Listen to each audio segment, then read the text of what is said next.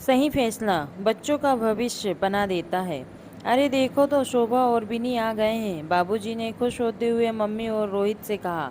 बिनी 7 साल की थी। उसे एक गायन प्रतियोगिता में प्रथम पुरस्कार के रूप में श्रेष्ठ कला अवार्ड मिला था। कार्यक्रम में नगर के महापौर मुख्य अतिथि थे। वे गाने से बहुत प्रभावित हुए और दूसरे दिन शहीद चौक पर उन्होंने वाले आज़ादी की 50वीं वर्षगांठ के अवसर पर गाने के लिए आमंत्रित किया। जब बिनी सबके साथ वहां पहुंची तो उसे हजारों की भीड़ नजर आई। स्टेज पर उसने बिना डर झिझक के ये मेरे वतन के गाना शुरू कर दिया। सभी मंत्रमुग्ध होकर तालियां बजाने लगे। एक मंत्री जी ने उसे गोद में उठा लिया। काफ़ी इनाम के साथ घर पहुंचाने पर सबने बिनी को खूब प्यार किया और आशीष दिए। बिनी की इस उपलब्धि की चर्चा सभी अखबारों और लोकल टीवी चैनलों में भी रही थी। मम्मी बाबूजी खुशी से फूले नहीं समा रहे थे। उन्होंने ईश्वर को धन्यवाद दिया और शोभा की बड़ी प्रशंसा की। यह सब देख शोभा की आंखें भर गई आई। उसने धीरे से आंसू पोंछ लिए। इस खुशी के अवसर पर ऐसा करना ठीक नहीं था, लेकिन ना चाहते हुए भी वो पिछले दिनों की यादों में चली गई, जहां उसका सामना जीवन के दूसरे पहलू से हुआ था। उसकी तकलीफ उभरने लगी, जो उसे दो बेटियों के जन्म के समय मिली थी। शादी के दूसरे साल मां बनने की खुशखबरी का पता चलते ही सब बेटे पोते को लेकर सपने बुनने लगे, इसलिए जांच कर निरीक्षित होना चाहते थे। लड़की की बात सुनकर अबार्शन के लिए जब डॉक्टर ने से चर्चा की तो उन्होंने पहले बच्चे के समय ऐसा करने से मना कर दिया, क्योंकि उससे आगे तकलीफ हो सकती थी। यही सही समय पर बेटी हुई, लेकिन थोड़ी कमज़ोर थी। सबके चेहरे बुझे थे, क्योंकि उनकी इच्छा पूरी जो नहीं हुई थी। घर आने के बाद भी कहीं खुशी का माहौल नहीं नजर आ रहा था। उचित देखभाल न होने के कारण शोभा भी एनीमिक हो गई। बच्ची तो जो कमज़ोर थी ही, डॉक्टर ने के कहने दूध फल दवाइयाँ तो शुरू हो गई, पर असर नहीं हो रहा था। अच्छी सेहत के साथ साथ वातावरण भी तो स्वस्थ होना चाहिए, जो नहीं था। रोहित का रवैया इन सालों में बिल्कुल नहीं बदला था। ऑफिस से शाम को घर आकर थोड़ी देर बाद दोस्तों के साथ चल देते। आने में 1-2 तो बज ही जाते थे। शोभा इतना समझाती थी, अब आप पिता बन गए हैं, अपना व्यवहार बदल लीजिए।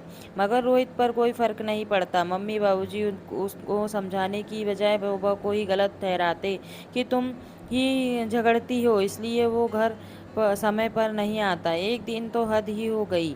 रोज की तरह शोभा रोहित की राह देख रही थी।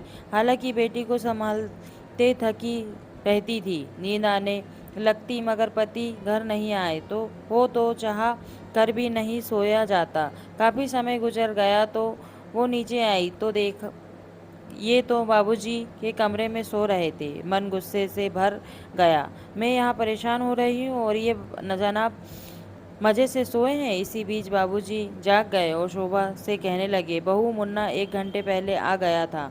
मैंने ही कहा यहीं सो जाओ। ऊपर शोभा लड़ती है ना। यह सुनकर शोभा बिना कुछ कहे सुने अपने कमरे में आ गई और खूब देर रोती रही। क्या करे समझ नहीं आ रहा था। कुछ समय बाद कॉलेज में शोभा ने नौकरी करने की इच्छा सबके सामने जाहिर की, जिससे उसका मन लगा रहे। उस समय तो आसानी से कॉलेज में नौकरी मिल जाती थी और पिताजी भी की भी काफ़ी पहचान थी।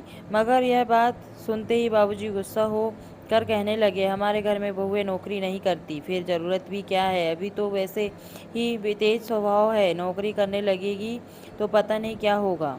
रोहित पर और कब्जा जमाने लगेगी। शोभा पढ़े लिखे परिवार की ऐसी सोच पर हैरान थी। उसकी ननद कॉलेज में ही पढ़ाती है। दो तरह के व्यवहार उनके सामने थे। रोहित ने थोड़ी उम्मीद थी कि वो शोभा के लिए कुछ कहेंगे, पर कुछ नहीं हुआ।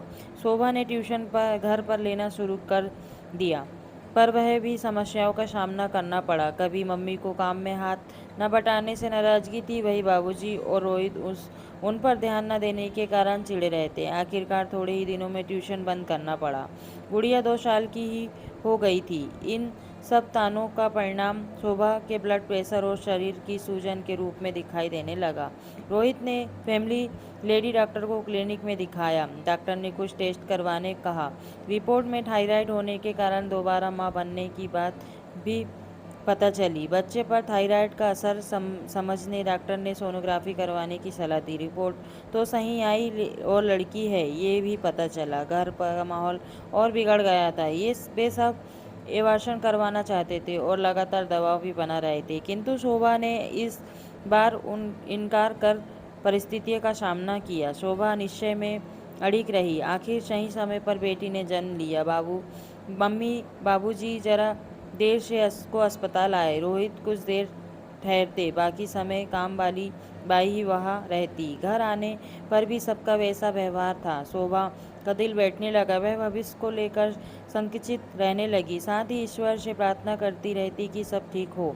सब बातें भूलकर बच्चियों की परवरिश में जुटी रही। गुड़िया के साथ बिनी भी स्कूल जाने लगी। बिनी स्कूल से सीखे श्लोक और कहानियाँ बड़े सुंदर ढंग से सुनाती। उसके उच्चारण भी स्पष्ट थे, इसलिए शोभा ने बिनी को संगीत की विधिवत शिक्षा दिलाने का निश्चय किया। वो नृत्य भी कर लेती थी। सबसे बड़ी बात तो वह घबराती नहीं थी। शोभा बिनी को शहर में होने वाली संगीत प्रतियोगिताओं में ले जाने लगी, जहाँ वह प्रथम पुरस्कार पाती। इन सब बातों को लेकर सब नाराजगी दिखाते रहते, लेकिन शोभा उनके विचारों को बदलना चाहती थी कि केवल बेटा ही सम्मान नहीं दिलाता, बेटियां भी सर ऊंचा करती है। खर्चे पर कोई बात ना हो तो फिर से घर पर ट्यूशन पढ़ाने लगी। शोभा की मेहनत रंग लाई, जिसके परिणाम स्वरूप बिनी को श्रेष्ठ कला अवार्ड मिला। मम्मी बाबूजी शोभा और बिनी को आशीष देकर बाबूजी कहने लगे कि हम और हमारी सोच गलत थी। केवल बेटा ही नहीं, बेटियां भी सम्मान दिलाती है। तभी रोहित आवाज़ देने लगे, चलो शाम की पार्टी के लिए तैयारी नहीं करनी है। एक खुशनुमा वातावरण बन गया था। बाबूजी ने बिनी के सिर पर हाथ रखते हुए कहा, ईश्वर के दो वरदान, बेटा बेटी एक समान। तो दोस्तों, ये छोटी सी कहानी आपको कैसी लगी, प्लीज़ लाइक एंड कमेंट्स करके ज़रूर बताइए, और चैनल पर नए हो तो चैनल को ज़रूर से सब्सक्राइब कर दीजिए। मिलते हैं नई कहानी के साथ।